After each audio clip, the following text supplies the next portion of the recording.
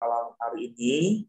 Saya mau ajak kita untuk baca satu bagian firman Tuhan dulu yang terdapat di dalam 1 Tesalonika pasal 3 ayat 1 sampai dengan 13. Ya. Di sini saya tampilkan di screen ya, Bapak Ibu ya, Bapak Ibu Saudara ya. Nanti kita baca satu orang satu ayat. Ya. Kita akan baca satu orang satu ayat.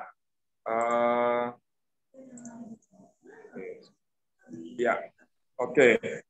Dimulai dari Lucy, Pak Andreas, kemudian Semumaya, Contoh Yohanes, Ibu Mary, Ibu Elis, Ibu Herlina, Pak Hendra, Pak Antoni, Contoh Yami, dan Ibu Lilis. Ya, nanti berurutan seperti itu sampai ayat yang terakhir. Ya, kita baik, silakan.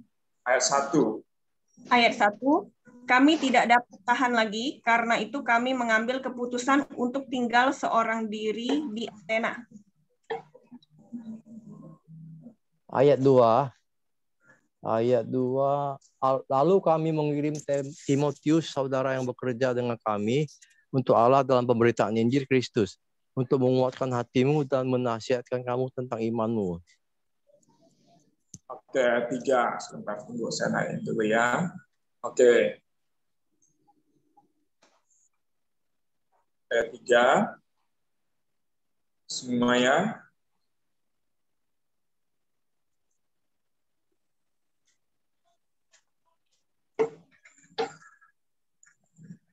Ya, semuanya. Ayat 3.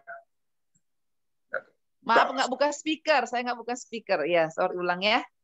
Supaya jangan ada orang yang goyang imannya karena kesusahan-kesusahan ini. Kamu sendiri tahu bahwa kita ditentukan untuk itu. Sebab juga waktu kami bersama-sama dengan kamu, telah kami katakan kepada kamu bahwa kita akan mengalami kesusahan. Dan hal itu seperti kamu tahu telah terjadi. Oke, ayat 5. Bu Mary. Buka speaker dulu, Bu. Belum buka, ya. Ya, speakernya dibuka, ya. Ini, sudah kedengaran? Sudah. Kedengaran nih. Ya. Itulah sebabnya maka aku, karena tidak dapat tahan lagi, telah mengirim dia, supaya aku tahu tentang imanmu. Karena aku khawatir kalau kamu telah dicobai oleh si penggoda, dan kalau usaha kami menjadi sia-sia. Ayat 6, Ibu Elis. Tetapi sekarang setelah Timotius datang kembali dari kamu dan membawa kabar yang menggembirakan tentang imanmu dan kasihmu, dan bahwa kamu selalu menaruh kenang-kenangan yang baik akan kami dan ingin untuk berjumpa dengan kami, seperti kami juga ingin untuk berjumpa dengan kamu. Ayat 7, Bu Erlina. Ya, kami juga saudara-saudara dalam segala kesusahan dan kesukaran kami menjadi terhibur oleh kamu dan oleh imanmu. Ayat 8, sekarang kamu hidup kembali, asal saja kamu teguh berdiri di dalam Tuhan. Ya.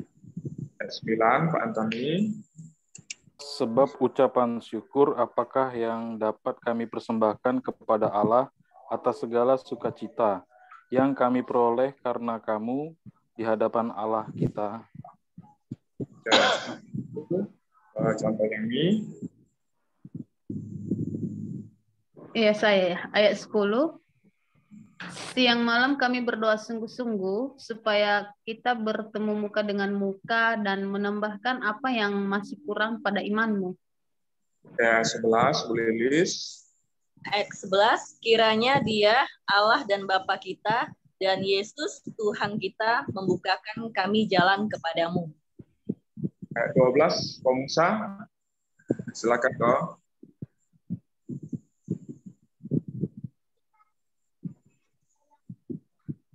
Komusa ada? Lagi ke belakang. Oke, 12-13 saya baca saja ya. Dan kiranya Tuhan menjadikan kamu bertambah-tambah dan berkelimpahan dalam kasih seorang terhadap yang lain dan terhadap semua orang, sama seperti kami juga mengasihi kamu, ayat 13 yang terakhir. Kiranya dia menguatkan hatimu supaya tak bercacat dan kudus di hadapan Allah dan Bapa kita pada waktu kedatangan Yesus Tuhan kita dengan semua orang kudusnya. Ya, baik Bapak Ibu Saudara, ini firman Tuhan yang menjadi pembahasan kita pada malam hari ini dengan tema yang akan kita bahas yaitu tabah, ya, tabah, ya. Berdasarkan 1 Tesalonika 3 ayat 1 sampai dengan 13. Nah, sebelum kita masuk dalam pembahasan lebih lanjut, kita coba memahami dulu apa yang dimaksud dengan tabah itu, apa arti dari kata tabah, ya. Nah, kata tabah itu berarti, kata tabah itu dapat diartikan sebagai tetap dan kuat hati, ya, atau hatinya tidak berubah, ya, tidak gampang berubah. Nah, kemudian berani, ya, berani. Nah, di sini lebih mengarah kepada keberanian, bukan berani untuk berkelahi, bukan, tapi berani untuk menghadapi tantangan atau cobaan, ya, kesusahan yang terjadi dalam hidup, tidak mundur ketika terjadi persoalan dalam hidup. Kemudian juga dapat berarti keras hati. Nah, keras hati ini tidak artinya bukan keras kepala, artinya tidak bisa dibilang atau tidak mau mengalah, bukan itu maksudnya, ya. Keras hati itu artinya hati yang teguh, gitu. Nah, ya hampir sama dengan yang pertama tadi, hatinya teguh, gitu. Ya, tidak tergoda, tidak mudah tergoda atau tergiur, ya, dengan tawaran-tawaran yang bertentangan dengan prinsip kebenaran seperti itu. Ya, nah, kata tabah juga dapat diartikan sebagai sabar atau tegar, ya, sabar dalam menanggung kesusahan, tegar, ya, nah, tegar itu artinya teguh, gitu ya, tidak gampang roboh seperti itu. Nah, ini pengertian kata tabah berdasarkan Kamus Bahasa Indonesia. Nah, Bapak Ibu Saudara, menjadi pertanyaan bagi kita, kenapa kita sebagai orang percaya itu harus tabah, ya?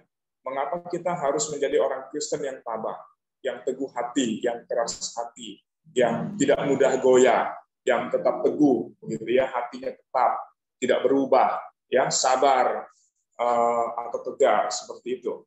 Nah, karena di sini Rasul Paulus, kalau kita perhatikan dari firman Tuhan yang kita baca tadi, menegaskan, ya, di dalam ayat 3, dia katakan supaya jangan ada orang yang goyang imannya karena kesusahan ini.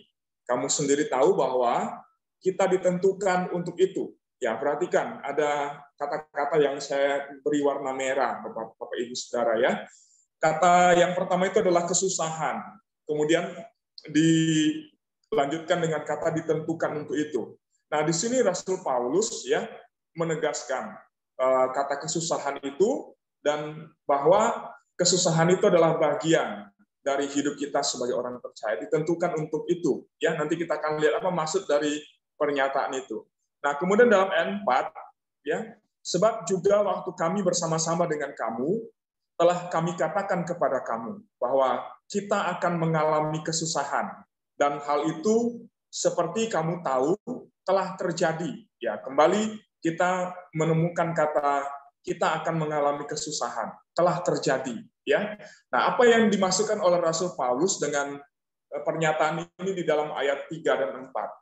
Bapak Ibu Saudara, Rasul Paulus menegaskan bahwa dalam hidup kita ini kita akan selalu berhadapan dengan berbagai macam kesusahan, berbagai macam pergumulan, ya, berbagai macam tantangan dalam hidup, ya.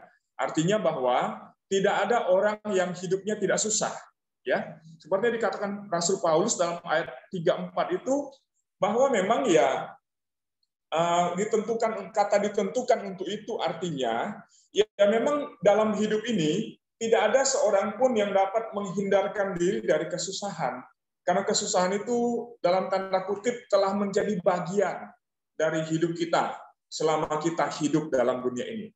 Ya, kesusahan dengan segala bentuknya, segala macamnya, gitu ya. Nah, kalau kita mau lihat dalam hidup kita masing-masing, ya ada kesusahan yang kita alami.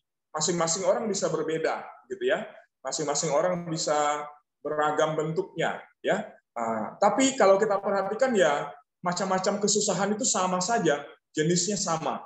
Hanya mungkin waktu mengalami itu masing-masing orang bisa berbeda, gitu ya. Nah, seperti itu. Nah, kesusahan yang dikatakan di dalam bagian ini, ya, di dalam ayat 4 Paulus tegaskan, kita akan mengalami kesusahan, dan kemudian ditegaskan dalam kalimat terakhir telah terjadi. Nah, dalam hal ini Rasul Paulus sedang menunjuk kepada kesusahan yang dialami oleh jemaat di Tesalonika dan kesusahan yang sedang dia alami sendiri. Kesusahan yang bagaimana, Bapak Ibu Saudara? Ya, Rasul Paulus pada waktu menuliskan surat 1 Tesalonika, seperti saya katakan dalam pertemuan awal kita, bahwa dia tulis surat ini ketika dia ada dalam penjara. Artinya, Paulus sedang menunjuk kepada kesusahan yang sedang terjadi dalam hidupnya, yang sedang dia alami, yaitu dia ditangkap, dimasukkan ke dalam penjara oleh karena pemberitaan Injil yang dia lakukan. Seperti itu. Nah, berkaitan dengan apa yang dimasukkan oleh Rasul Paulus kepada jemaat di Tesalonika, bahwa jemaat Tuhan yang ada di Tesalonika pada waktu itu sedang mengalami kesusahan juga. Kesusahan yang bagaimana? Kesusahan yang disebabkan oleh orang-orang yang ada di dalam jemaat itu sendiri yang tidak suka dengan pemberitaan dan pelayanan Rasul Paulus, sehingga kemudian mereka melakukan berbagai macam cara untuk menyesatkan jemaat itu, dan kemudian juga untuk menimbulkan pertengkaran dan perselisihan di dalam jemaat, yang menimbulkan kesusahan di dalam jemaat.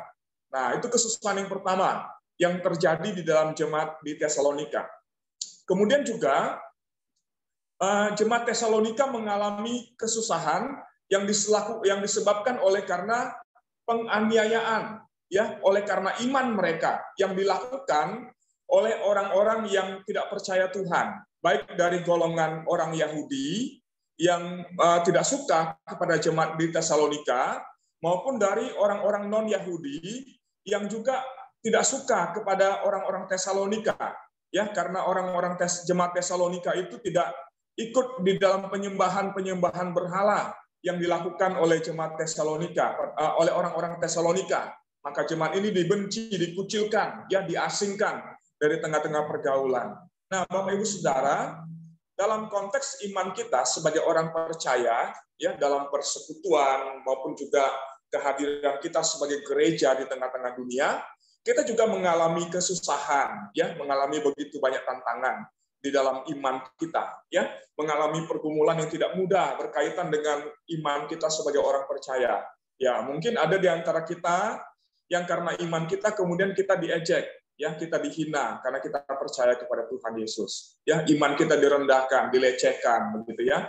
Ada juga yang mungkin mengalami penolakan dari keluarga karena menjadi orang percaya, menjadi orang Kristen, seperti itu. Ya, nah, di tengah-tengah persekutuan juga ada berbagai macam pencobaan yang terjadi di dalam pelayanan kita, di dalam persekutuan kita sebagai jemaat, gitu ya. Ada berbagai hal yang juga dapat menimbulkan kesusahan, ya, di tengah-tengah gereja, seperti itu. Tapi Paulus katakan ya itu sesuatu hal yang bisa saja terjadi dan pasti akan terjadi. Itu tidak bisa dihindarkan, ya, karena tidak ada satu gereja pun, tidak ada satu orang Kristen pun yang tidak mengalami kesusahan dalam hidupnya, ya, baik secara pribadi, ya, karena imannya kepada Tuhan Yesus, maupun juga dalam gereja, dalam persekutuan, dalam pelayanan, pasti ada persoalan di dalamnya, gitu ya, pasti ada pergumulan. Nah, demikian juga dengan dalam kehidupan kita sehari-hari, dalam hidup kita secara pribadi, dalam keluarga, ya, tentu kita juga tidak bisa melepaskan diri dari yang namanya kesusahan, begitu ya, Bapak Ibu Saudara, ya. Kalau saya tanya kepada kita masing-masing, kita sedang susah dengan hal apa hari-hari ini? Nah, saya yakin Bapak Ibu Saudara akan memberikan, ya, menyatakan kesusahan-kesusahan yang sedang Bapak Ibu Saudara alami, gitu. Ada mungkin yang sedang susah oleh karena sakit, penyakit yang diderita, gitu ya. Kesusahan yang disebabkan oleh karena sakit yang terjadi dengan tubuh kita, gitu ya. Ada juga mungkin kesusahan disebabkan oleh karena apa? Kedukaan yang kita alami. Ya, hari-hari ini, ya, berapa waktu ini dalam awal tahun ini kita mengalami kedukaan. Ada jemaat kita yang mengalami kedukaan, ada beberapa, begitu ya, yang mengalami kedukaan. Nah, baru-baru ini adalah keluarga Pak Ando, ya, yang berduka karena orang tua yang dikasih sudah dipanggil oleh Tuhan, ya, Ibu Wati dan sebagainya. Nah, itu adalah kesusahan yang memang adalah sesuatu hal yang memang menjadi bagian dalam hidup kita, yang mau tidak mau kita akan hadapi, ya. Lalu mungkin juga ada kesusahan masalah apa? Mungkin ada yang sedang bergumul masalah ekonomi keluarga sekarang ini, ya, ada yang sedang bergumul karena mungkin sedang bergumul karena tidak punya pekerjaan, atau yang ekonomi sedang sulit, gitu ya, sedang susah, gitu. Nah, tapi itulah pergumulan, Bapak Ibu Saudara, atau macam-macam kesusahan yang lainnya. Artinya bahwa ini menunjukkan kepada kita bahwa tidak ada satu orang pun, baik siapapun itu, baik orang yang sederhana maupun orang yang kaya, orang yang punya jabatan atau orang yang biasa-biasa saja, ya, orang yang berkedudukan atau orang yang tidak punya kedudukan apa-apa, semuanya pasti punya kesusahannya sendiri-sendiri, gitu ya. Semuanya pasti punya kesusahannya masing-masing. Nah, Tuhan Yesus juga mengangkat hal itu di dalam Injil, ya kan? Nah, dengan mengingatkan kepada kita jangan khawatir akan kesusahan. Kenapa Tuhan mengingatkan akan hal itu? Karena ya setiap orang pasti punya kesusahan. Nah, maka Tuhan tegaskan apa? Biarlah kesusahan sehari cukup untuk sehari, ya, cukup untuk hari itu saja. Jangan menambah kesusahan dengan kesusahan yang lainnya. Nah, di sini Tuhan mau menegaskan bahwa ya dalam hidup sebagai manusia pasti ada yang namanya kesusahan, masalah, pergumulan. Tuhan Yesus sendiri ketika hidup di dalam dunia ini, ya, ketika dia berinkarnasi menjadi manusia, ya juga ada kesusahannya sendiri, ya, kesusahan yang disebabkan oleh orang-orang yang tidak suka kepadanya, ya, tidak suka dengan pelayanannya, tidak suka dengan apa yang dia lakukan, mujizat-mujizat yang dia lakukan, ya, ada orang yang iri hati kepada dia, orang-orang Farisi, orang-orang ahli Taurat, para imam-imam kepala dan lain sebagainya, berulang kali menyusahkan Tuhan Yesus dengan berbagai macam cara, gitu ya. Nah, ini menunjukkan kepada kita, ya, bahwa ya dalam hidup ini memang selalu ada pergumulan, Bapak Ibu Saudara. Nah, ya, mengapa harus tabah? Ya, memang selalu ada masalah. Ya, kita tidak bisa mengelakkan diri dari persoalan-persoalan yang terjadi dalam kehidupan kita. Nah, hanya memang yang menjadi persoalannya adalah, ya, tidak semua orang bisa tabah dalam menghadapi kesusahan-kesusahan yang terjadi dalam hidupnya. Ya, tidak semua orang bisa tabah, tidak semua orang bisa kuat dalam menghadapi kesusahan-kesusahan itu. Ya, tidak semua orang punya ketabahan yang sama. Ada yang tidak tahan ketika terjadi kesusahan, ya, ada yang langsung putus asa, ada yang langsung menyerah dengan situasi yang ada. Ini tidak bisa kita pungkiri. Ya, kadang kita juga mengalami hal seperti itu, ya, Bapak Ibu Saudara, ya. Bahkan orang yang tabah sekalipun, orang yang kuat sekalipun juga tidak selalu dia bisa menghadapi kesusahan itu dengan sikap yang tabah. Ada saatnya orang yang kuat pun bisa menjadi lemah juga, kan? Bisa menyerah juga dengan keadaan yang ada. Ini masalah, ya, masalah yang terjadi, masalah yang memang realita yang kita hadapi berkaitan dengan berbagai kesusahan atau pencobaan yang terjadi dalam kehidupan kita. Tapi ya tentu sebagai orang percaya, firman Tuhan atau Tuhan menasihatkan kita melalui firman-Nya supaya kita belajar untuk tabah, ya, belajar untuk tabah dalam menghadapi setiap kesusahan yang terjadi dalam hidup kita. Nah, maka bagaimana cara kita supaya bisa menjadi tabah? Apa yang harus kita lakukan? Bagaimana menjadi tabah, Bapak Ibu Saudara? Nah, dalam hal ini yang pertama, di dalam ayat yang ketiga, firman Tuhan berkata kepada kita bahwa masing-masing kita harus menetapkan hati di dalam Tuhan, bahwa kita perlu terus-menerus belajar untuk menjadi orang Kristen yang tabah dalam menghadapi kesusahan dalam hidup ini. Ya, nah, artinya begini, Bapak Ibu Saudara, ya, kalau dalam hidup ini selalu ada masalah, dalam hidup ini selalu ada persoalan, ya, selalu ada tantangan. yang pasti akan terjadi, yang akan dihadapi oleh setiap kita. Maka kalau itu adalah sesuatu yang pasti yang tidak bisa dielakkan, dan maka tentu kita harus menetapkan hati kita, menyiapkan diri kita untuk menghadapi semua itu. Kalau itu sehingga ketika itu terjadi, kita siap, kita kuat, kita bisa menjadi orang yang tabah, yang kuat di dalam Tuhan dalam menghadapi setiap kesusahan dalam hidup ini. Nah, artinya di sini perlu latihan, Bapak Ibu Saudara yang kasih Tuhan. Perlu melatih diri untuk menjadi orang Kristen yang kuat iman, ya, yang kuat hati, yang teguh di dalam Tuhan. Ya, karena itu sesuatu hal yang pasti akan terjadi, pasti akan kita alami dalam kehidupan kita. Karena itu sesuatu hal yang dikhawatirkan oleh Rasul Paulus kepada jemaat di Tesalonika adalah bahwa mereka dalam mengalami kesusahan itu, Paulus khawatir jemaat ini akan menjadi goyang imannya, gitu ya. Maka dikatakan di dalam ayat ketiga, aku khawatir, Paulus katakan, ungkapkan, curahkan isi hatinya, aku khawatir kepada kamu, aku khawatir akan kamu, jangan-jangan kamu goyang, jangan-jangan kamu susah, jangan-jangan kamu menjadi lemah iman. Ya, dalam bahasa Inggris itu diterjemahkan dengan kata move, bergerak, ya, tidak stabil, begitu Bapak Ibu Saudara yang kasih dalam Tuhan. Nah, konteks dalam bahasa asli itu menunjuk kepada satu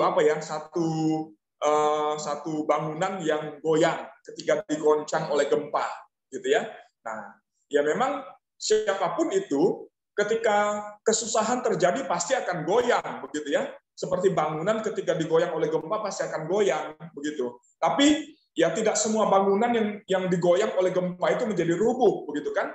Ada bangunan yang tetap bisa berdiri teguh, berdiri kokoh, walaupun gempanya kuat, begitu ya. Goncangan dari gempa itu begitu dahsyat, tapi juga tetap ada bangunan yang kokoh. Nah, itulah yang diharapkan oleh Paulus dari jemaat di Tesalonika ketika mereka mengalami kesusahan itu, supaya mereka jangan goyang, gitu ya. Maka Paulus mengingatkan mereka, aku khawatir, aku tidak mau kamu menjadi orang yang goyah imannya karena pergumulan terjadi.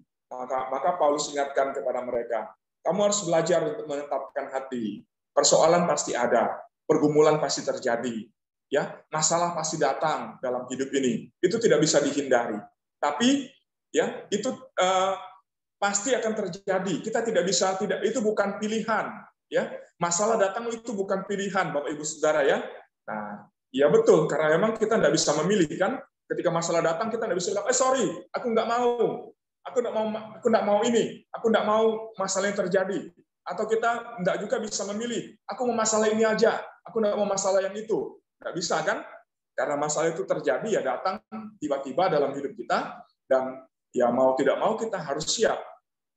Nah, maka di dalam situasi yang seperti itu, bagaimana supaya kita bisa menjadi orang Kristen yang kuat, yang siap untuk menghadapi masalah, yang tabah, ya, yang teguh ketika persoalan terjadi. Ya, mau tidak mau, kita harus menetapkan hati kita di dalam Tuhan, melatih diri, belajar, ya, belajar untuk menghadapi masalah yang ada. Jangan mundur. Jangan kita akhirnya lari dari persoalan yang terjadi dalam hidup ini. Apapun itu, baik dalam pelayanan maupun juga dalam keluarga, dalam persoalan yang terjadi dalam keluarga, jangan menjadi orang Kristen yang kalah, Bapak Ibu Saudara yang kasih dalam Tuhan. Ya, maka harus belajar, harus menetapkan hati. Masalah boleh terjadi, pergumulan boleh datang, apapun boleh dihadapi dalam hidup ini.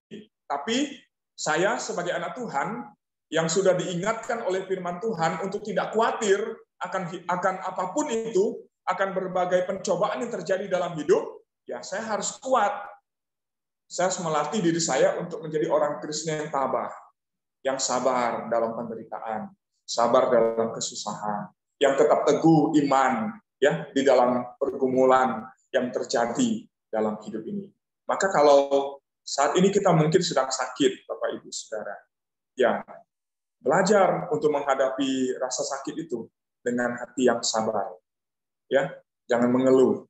Jangan akhirnya kita dilemahkan oleh karena sakit yang terjadi yang sedang kita alami. Ya, karena kalau kita lemah, kalau kita menyerah dengan sakit yang ada, ya firman Tuhan katakan apa? Itu akan mengeringkan tulang kan? Artinya apa? Itu akan menyusutkan semangat kita dan menyusutkan hidup kita, sehingga akhirnya kita akan menyerah dengan keadaan yang ada dan akhirnya kita nggak bisa kuat di dalam menghadapi sakit. Maka dalam Amsal dibilang apa? Hati yang gembira adalah obat yang paling manjur, Bapak Ibu Saudara. Ya, hati yang gembira adalah obat yang paling manjur untuk menghadapi kesusahan apapun yang terjadi dalam hidup ini. Apa yang dimaksudkan dengan hati yang gembira? Hati yang tabah, ya, hati yang sabar, hati yang berharap kepada Tuhan, yang percaya kepada Tuhan, bahwa Tuhan tidak meninggalkan, bahwa Tuhan pasti akan menolong saya, menolong kita semua di dalam setiap persoalan, di dalam setiap pergumulan yang terjadi. Nah, maka Bapak, Ibu, dan Saudara yang kasih di dalam Tuhan, firman Tuhan katakan apa? Jangan jadi orang Kristen yang mundur. Ya, itu ditegaskan dalam firman Tuhan. Jangan jadi orang Kristen yang mundur, ya, menyerah pada keadaan yang terjadi dalam hidup ini. Ya, kita harus belajar untuk menetapkan hati. Tuhan pasti tolong. Saya pasti bisa, karena Tuhan ada bersama-sama dengan saya. Saya harus bisa menghadapi ini. Saya harus maju. Saya harus melawan kesusahan yang terjadi ini. Saya harus menang atas setiap pencobaan yang ada. Karena Tuhan pasti akan memampukan untuk menghadapi semuanya. Itu yang pertama, Bapak Ibu Saudara yang kasih dalam Tuhan. Karena itu, ya, latih diri, belajar terus menjadi orang Kristen yang kuat di dalam iman kepada Tuhan. Yang kedua, apa yang harus kita lakukan supaya kita bisa menjadi tabah, menjadi kuat di dalam Tuhan? Bapak Ibu Saudara, dikatakan di dalam ayat yang kedua dan 5, itu bahwa kita perlu membangun persekutuan yang kuat agar kita dapat saling menguatkan satu dengan yang lainnya di tengah-tengah kesusahan yang terjadi. Artinya begini, Bapak Ibu Saudara yang kasih dalam Tuhan. Ayat-ayat ini mau mengatakan kepada kita, ketika persoalan terjadi, kesusahan kita alami dalam hidup kita tidak bisa menghadapi itu dengan diri kita sendiri. Kita tidak bisa menghadapi itu seorang diri. Ya, maka kita perlu orang lain, ya, saudara-saudara seiman yang ada di dalam persekutuan kita, dalam gereja kita, untuk menolong kita di dalam kelemahan-kelemahan yang sedang terjadi dalam kehidupan ini. Ya, nah maka ketika Rasul Paulus mendengar tentang kesusahan yang dialami oleh jemaat di Tesalonika, apa yang dilakukan oleh Rasul Paulus untuk menolong jemaat Tesalonika? Kalau kita perhatikan dalam ayat 2, Paulus bilang apa? Aku khawatir akan kamu. Lalu dia lakukan apa? Dia utus Timotius untuk mengunjungi jemaat itu, untuk mendoakan mereka, ya, untuk meneguhkan iman mereka. Itu dia yang Paulus katakan di dalam ayat kedua. Aku mengutus Timotius supaya dia datang kepada kamu untuk mendoakan kamu, untuk menguatkan hatimu, untuk menasihati kamu dalam tentang imanmu. Nah, ini dia Bapak Ibu Saudara kasih dalam Tuhan. Jadi ini yang kita perlu kembangkan di dalam kehidupan kekristenan kita, bahwa kita tidak bisa hidup sendiri. Sekuat-kuatnya kita, ya, sehebat apapun iman kita kepada Tuhan, kita tetap butuh orang lain. Kita butuh teman-teman yang lain untuk menguatkan kita, untuk menolong kita di dalam kelemahan-kelemahan yang ada, di dalam setiap kesusahan yang kita alami dalam kehidupan kita. Karena kita tidak bisa selalu kuat untuk menghadapi kesusahan itu dengan kekuatan kita sendiri. Nah, kadang kita perlu sharing dengan orang lain. Kita perlu curhat juga. Cari teman yang dapat kita percaya, yang dapat menolong kita untuk menghadapi pergumulan itu, ya, dan juga untuk menolong kita, memberikan masukan-masukan yang baik untuk kita bisa menghadapi persoalan yang sedang terjadi, ya, pergumulan yang sedang terjadi dalam kehidupan kita. Nah, ini dia Bapak Ibu Saudara yang kasih dalam Tuhan. Dan untuk itu, supaya itu bisa terjadi, supaya kita bisa saling menguatkan satu dengan yang lainnya, kita perlu membangun satu persekutuan yang kuat, ya, perlu membangun satu kekuatan bersama di dalam persekutuan itu, ya. Nah, maka di sini penting sekali untuk kita dapat mengembangkan sikap berbesar hati, ya, berbesar hati dan saling menerima di dalam kelemahan dan kekurangan yang ada. Jangan kemudian akhir kita menjadi kecewa, ya, dengan kelemahan-kelemahan yang ada di dalam diri orang lain. Karena ketika kita menjadi kecewa dengan kelemahan-kelemahan yang ada di dalam diri saudara-saudara kita, itu akan membuat kita akhirnya tidak dapat membangun satu persekutuan yang kuat. Seperti itu. Nah, ketika jemaat Tesalonika, kita belajar dari jemaat Tesalonika, ketika mereka mengalami penganiayaan dari orang-orang yang tidak percaya Tuhan, ya, yang menganiaya mereka karena iman mereka, di situ kita bisa melihat bagaimana Paulus mengatakan mereka teguh satu dengan yang lainnya. Mereka saling menguatkan satu dengan yang lainnya.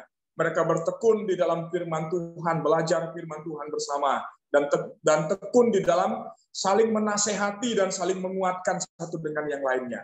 Nah, Bapak Ibu Saudara, ini pola Alkitab yang diajarkan kepada kita sebagai gereja. Ya, maka dalam persekutuan itu kita perlu belajar untuk saling mendukung, ya, saling mengerti, saling berbesar hati, ya, membuka diri terhadap segala hal yang ada di dalam persekutuan. Karena tidak ada persekutuan yang kuat, tidak ada persekutuan yang sempurna, ya.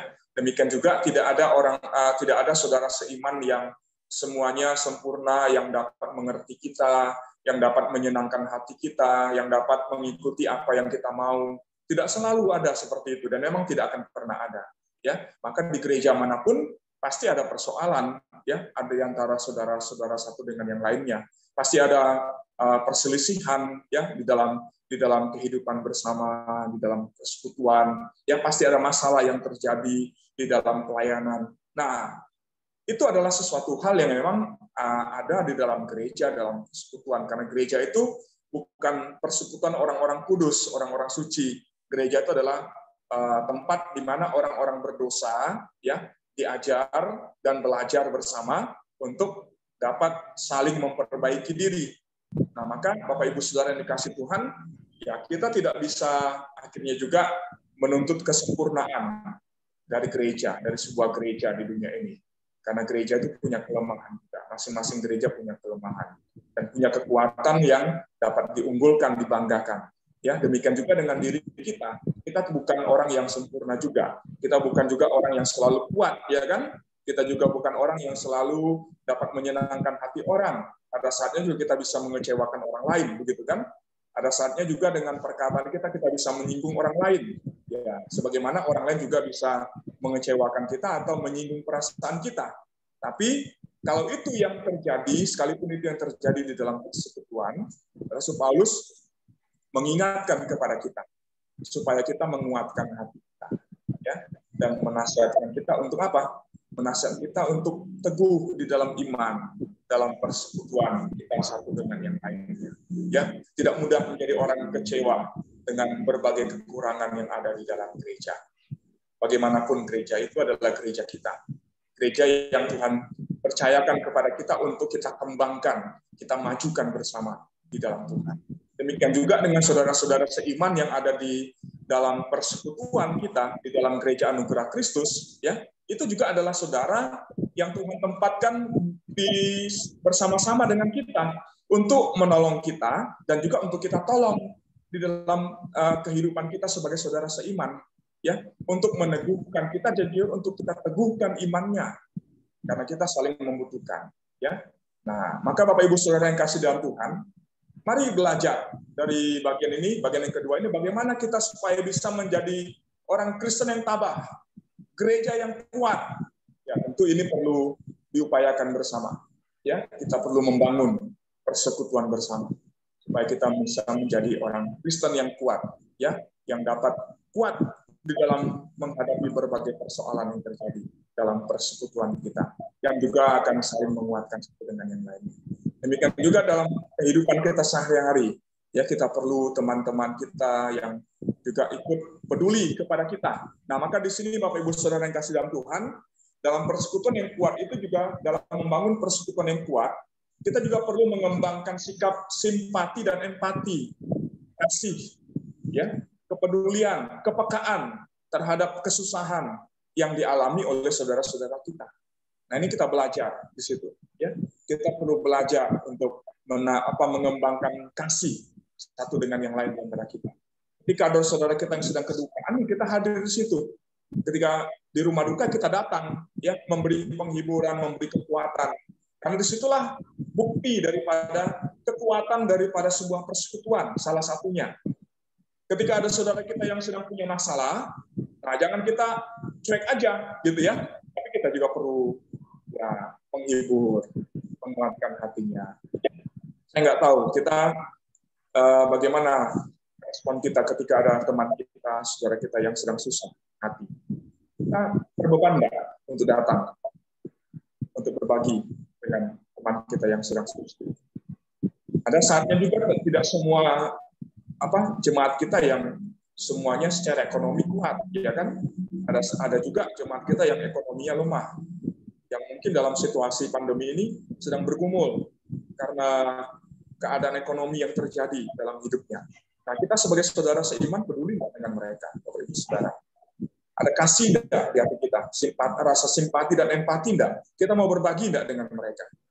Ya, ini adalah hal-hal yang Tuhan ajarkan kepada kita untuk kita belajar membangun sebuah persekutuan yang kuat satu dengan yang lainnya, supaya kita dapat menjadi pribadi, menjadi saudara yang menguatkan, yang menolong, yang berbagi hidup, ya berbagi hidup dengan saudara-saudara kita yang membutuhkan, ya yang membutuhkan perhatian dan dukungan dari kita.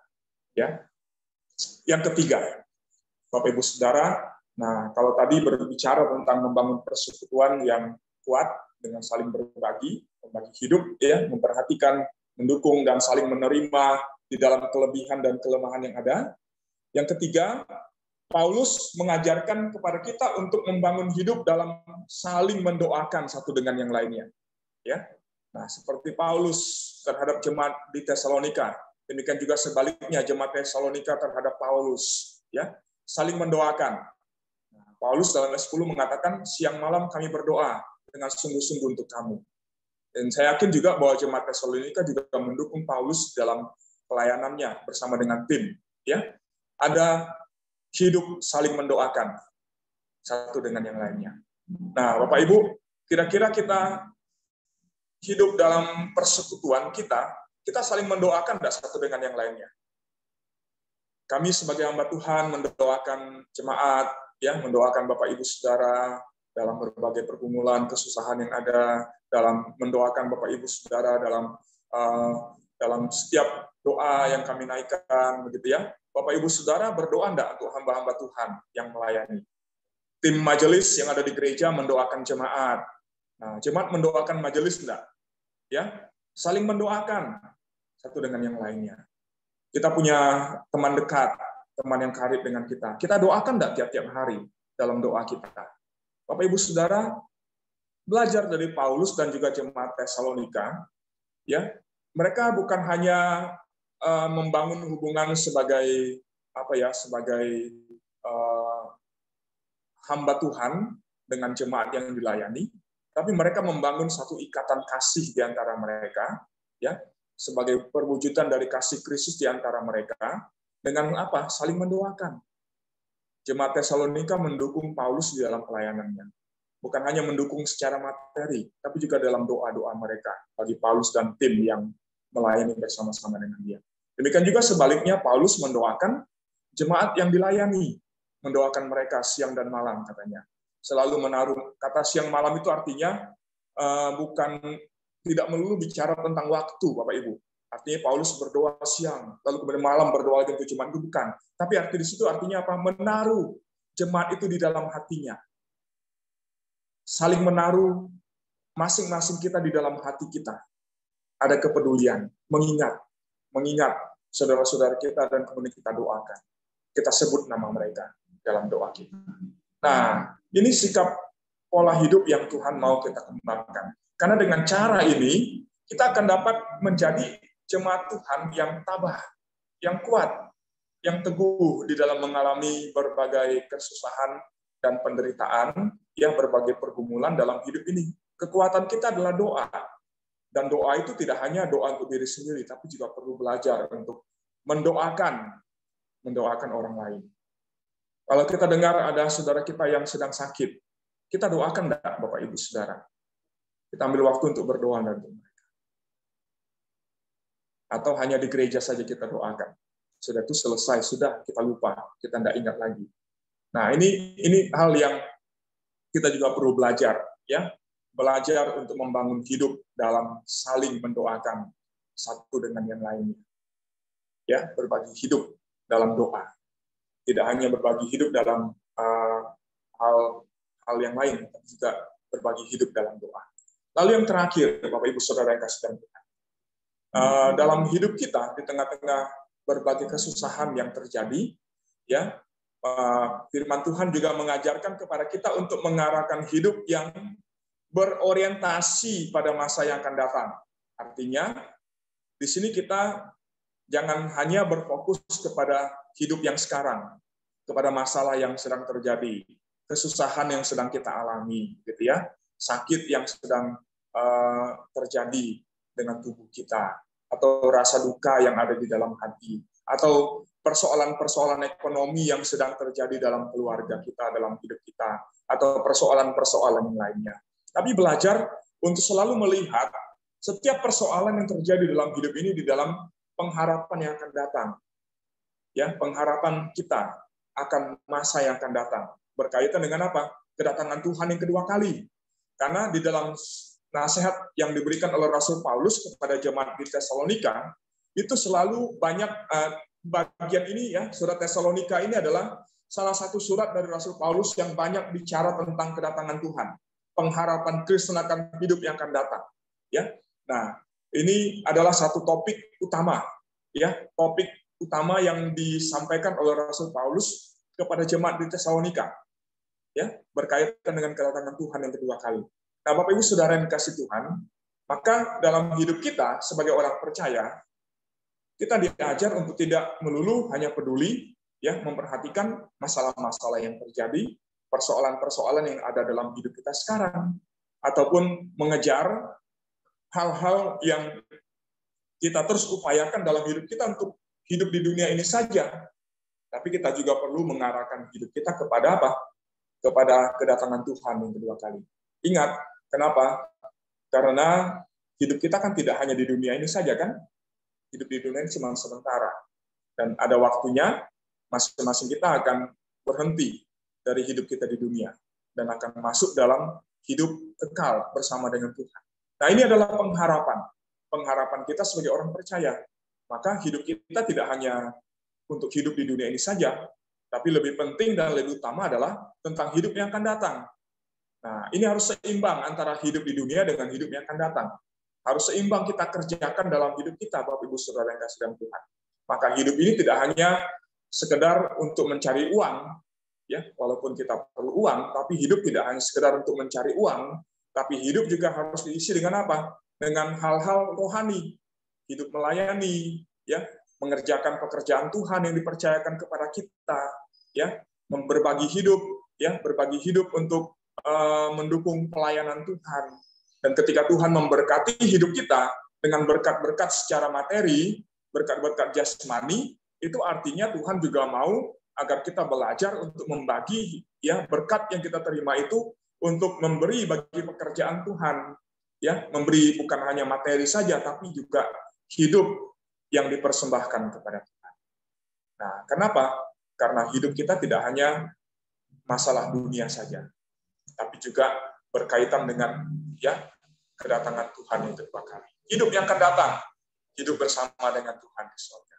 Nah, maka Bapak Ibu Saudara yang kasih dalam Tuhan, terlebih lagi di masa pandemi ini, saya pikir ini adalah satu masa yang Tuhan izinkan kita alami dalam hidup kita, untuk kita, ya, diingatkan kembali akan tujuan hidup kita, akan panggilan hidup kita. Bahwa pandemi ini mengingatkan kepada kita betapa hidup ini sangat rentan sekali. Virus yang kecil itu saja bisa membuat hidup ini selesai, ya kan? Artinya tidak ada yang kekal di dalam dunia ini. Dan kalau kita hanya mengejar apa yang tidak kekal, yang sementara, artinya kita, ya, tanpa kita sadari kita sedang mengabaikan kekekalan yang Tuhan taruh dalam hidup kita. Maka Bapak Ibu Saudara, mari ingat, hidup ini tidak hanya untuk bekerja. Hidup ini tidak hanya untuk mencari uang.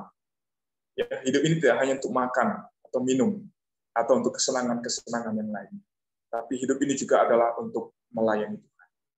Ya, hidup untuk memberi diri untuk pekerjaan Tuhan. Maka juga menjadi perenungan bagi kita. Di dalam masa-masa yang sulit ini, kita masih setia enggak untuk beribadah kepada Tuhan. Dalam situasi yang tidak mudah yang sedang kita alami sekarang ini, kita masih belajar untuk setia melayani Tuhan, memberi diri untuk melayani Tuhan di dalam pekerjaan itu. Demikian juga dalam pergumulan ekonomi yang sedang kita alami, apakah kita sedang dicobai untuk kemudian menahan diri dari memberi untuk pekerjaan Tuhan. Nah, Bapak Ibu Saudara, mari belajar dari jemaat di Tesalonika. Di dalam kesusahan yang mereka alami, ya, waktu yang lalu kita belajar bahwa mereka tidak hanya peduli dengan diri mereka sendiri, tapi mereka juga belajar untuk memberi bagi Paulus, ya, dan tim dalam pelayanan mereka, dan juga memberi untuk apa? Untuk mendukung saudara-saudara seiman yang ada di kota Yerusalem yang sedang susah hidupnya oleh karena penderitaan yang mereka alami. Jemaat ini memberi dari apa yang mereka punya, bukan karena mereka lebih, justru karena mereka kurang. Mereka juga sedang susah pada waktu itu, tapi mereka belajar untuk berbagi hidup karena mereka tahu bahwa hidup ini bukan hanya untuk diri sendiri, hidup ini bukan hanya untuk masa di dunia ini saja, tapi juga hidup untuk Tuhan, hidup untuk berbagi satu dengan yang lain. Karena Tuhan Yesus akan datang kedua kalinya, Bapak Ibu Saudara. Ketika Tuhan datang kedua kali, kira-kira kita sedang melakukan apa? Sedang hanya hidup fokus untuk dunia saja, atau kita sedang dengan setia mengarahkan diri kepada kekekalan dengan melakukan pelayanan, memberi hidup untuk melakukan apa yang Tuhan percayakan kepada kita, ya, melayani Tuhan dengan setia. Ini 4 hal yang kita perlu kembangkan dalam diri kita supaya kita dapat menjadi orang Kristen yang tabah. Ya, mengakhiri apa yang saya sampaikan, saya ingin mengutip beberapa ayat firman Tuhan. Yang pertama dari 2 Tawarik 15 ayat 7. Firman Tuhan berkata, "Tetapi kamu ini kuatkanlah hatimu, jangan lemah semangatmu, karena ada upah bagi usahamu." Ya, dalam terjemahan bahasa Indonesia sehari-hari dikatakan begini, "Tetapi kamu harus tabah dan berani, usahamu akan berhasil."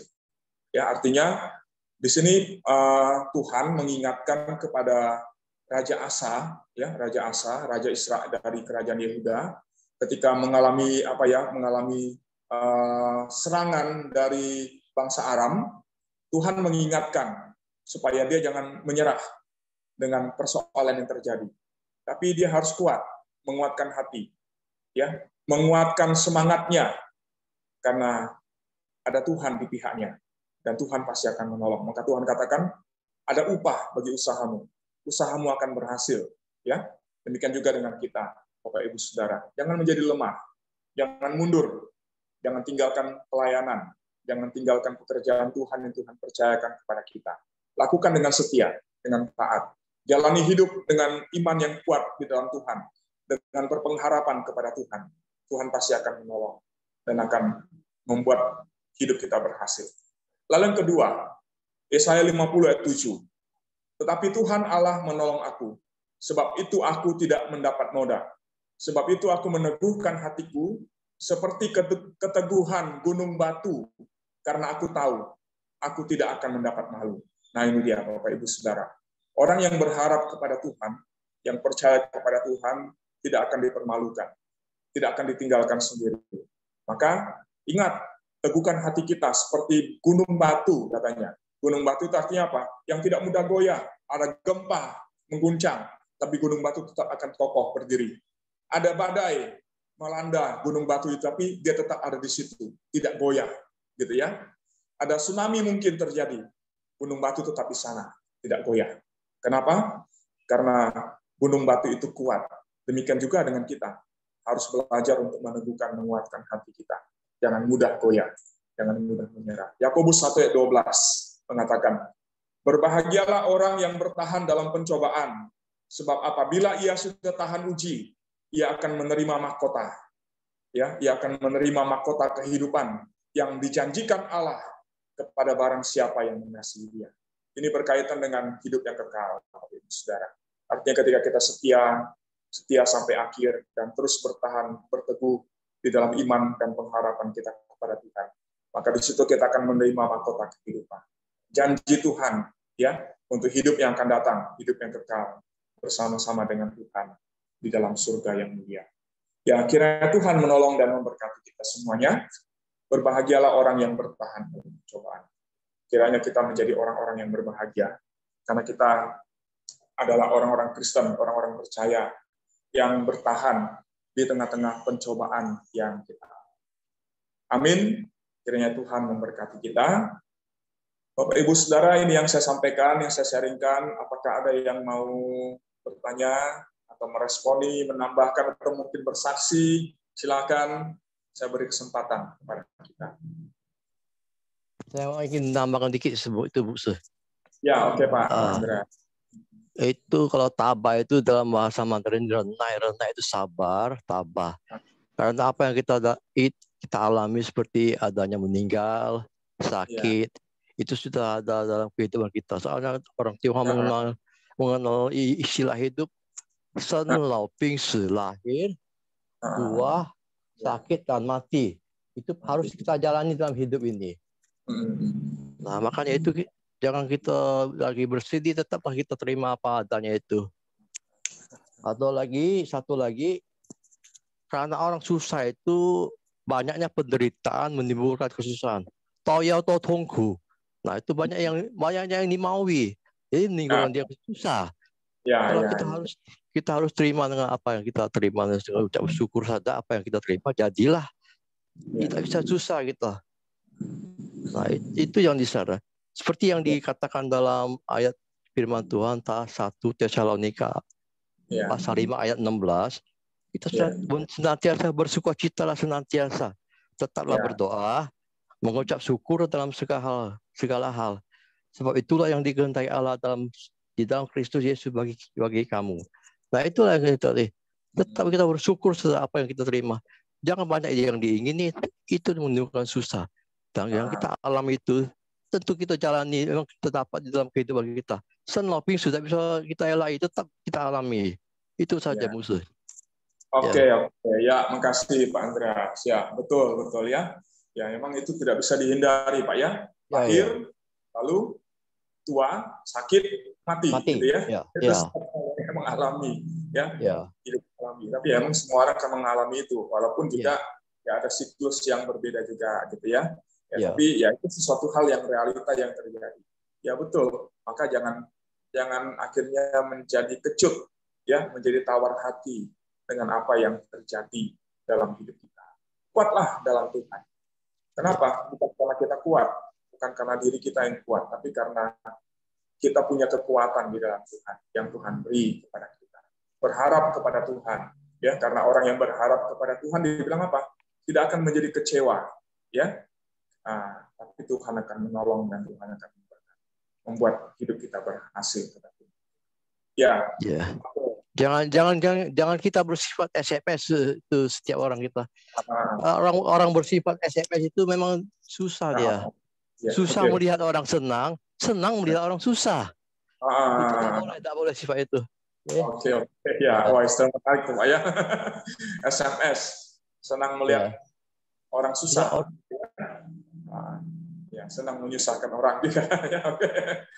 Oke. Ya, betul. Oke, ya, mengembangkan kasih. Kita tadi mengembangkan persekutuan yang kuat, ya. Bapak Ibu, ya. Oke, makasih Pak Andreas. Ada lagi, silakan.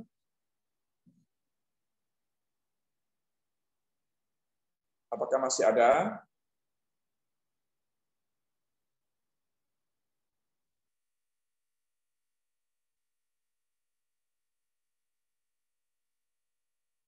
Nggak ada. Cukup, Bapak Ibu, Saudara? Cukup, saya kira ini musuh. Coba lu siapa lagi sih? Saya merangkum saja dari yang disampaikan musuh ya. Jadi tempat itu tabah itu tetap, kuat hati, berani, tidak tergoda, sabar dan juga tegar.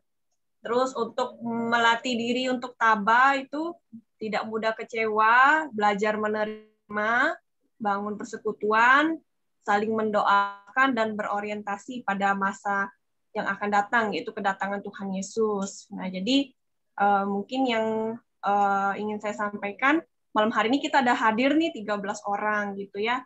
Jadi mungkin kita boleh dikasih tantangan sedikit gitu ya, dari 13 orang ini, malam hari ini kita mau tantang diri kita untuk mendoakan 2 orang gitu ya. 2 orang kita tahu sedang mengalami kesusahan atau yang membutuhkan doa dari kita. Malam hari ini sebelum tidur saya tantang kita semua untuk boleh mendoakan 2 orang. Jadi 2 orang dikali 13 sudah 26 orang kalau kita semua mendoakan. Itu saja dari saya, Musa. Oke. Ya, oke, kita ambil waktu sejenak Usi untuk mendoakan. Siapa yang kita ingat? Mungkin boleh. Mari teman-teman, ya mari Bapak Ibu Saudara, ya kita mulai malam ini. Ya, kita mulai malam ini. Setiap malam sebelum kita tidur, ingat 2 orang kita doakan. Ya, kita doakan. Bisa setiap malam mendoakan orang yang sama, tapi juga ada baiknya mendoakan teman-teman kita yang berbeda, ya. Supaya tiap hari kita ada mendoakan saudara-saudara kita. Ya, minimal 2 orang ya, Lucy ya. Boleh. Ya, kalau misalnya kepanjangan nanti boleh di waktu sebelum tidur, Musa. Mungkin kan lagi siapa 2 orang. Iya. Oke, ini PR dari Lucy untuk kita semua. Betul, Bapak Ibu Saudara. Ya. Saya kembalikan ke Lucy. Ya.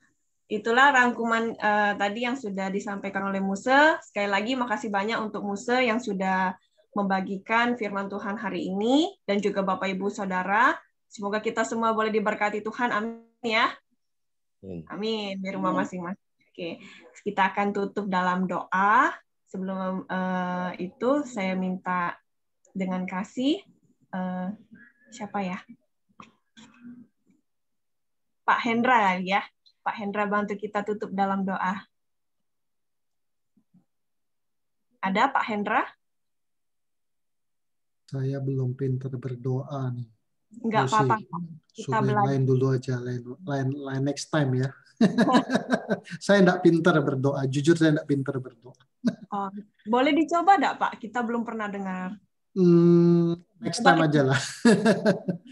Ya, Lucia, Sisi ya, oke. Ya, oke. Oke, minta dengan kasih. Contoh Hayami ya, pimpin kita dalam doa.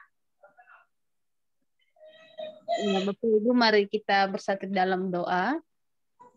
Bapak yang baik, terima kasih ya Tuhan. Kami sungguh bersyukur untuk malam hari ini, persekutuan kami lewat Zoom. Terima kasih juga untuk setiap anak-anakmu, untuk jemaatmu yang boleh tetap setia bergabung dalam mengikuti PA setiap hari Sabtunya, dan kami rindu biar kiranya Tuhan yang akan terus menolong memberkati dalam hidup mereka ya Tuhan.